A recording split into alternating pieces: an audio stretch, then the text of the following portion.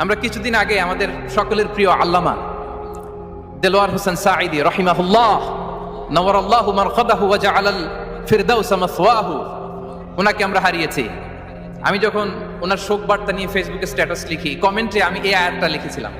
আমি খুঁজে পাচ্ছি না যে আমি কি দিয়ে এটার উপমা দিব, কি দিয়ে ওনার বিদায়ের উপমা আমি জানাবো। আমি খুঁজে পাচ্ছিলাম না কোনো আয়াত, তখন এই আয়াতটা লিখে আমি উপমা দিয়েছি। আল্লাহু আকবার।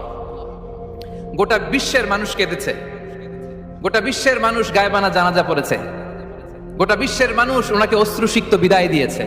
From north to the south, from east to the west, the entire globe, মিন মাশারিকিল আরদি ইলা মাগারিবিহা, অশ্রুসিক্ত বিদায় তিনি পেয়েছেন। এটাই আল্লাহ তাআলার সন্তুষ্টির একটা জলজ্যান্ত নমুনা। জোরে বলেন ঠিক কিনা?